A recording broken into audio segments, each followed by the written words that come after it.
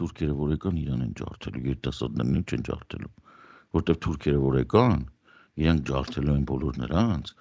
ովքեր իրենց մասին սուտ են խոսացել։ Ես գիտեմ էլ ինձ ասել են։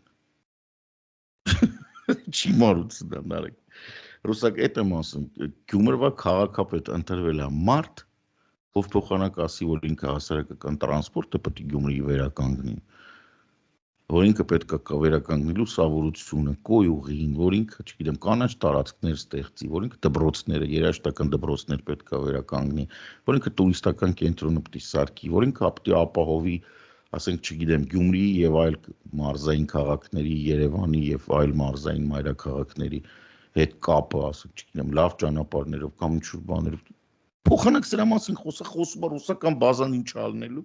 Ընկեր ռուսական բազան գնալու է։ Առանց այդ մարդու, իհարկե լավ ես ասում, քաղաքական գործիչ, առանց այդ մարդու քաղաքական մտքի ռուսական բազան կգնա, այսինքն այդ մարդու քաղաքական միտքը բավարար էմոցիա եւ ներուժ չի պարունակում, որպեսզի կասեցնի անխուսափելի գործընթացը, որ ռուսական ներկայությունը Հայաստանից գնում է ռուսական նավի հետևից։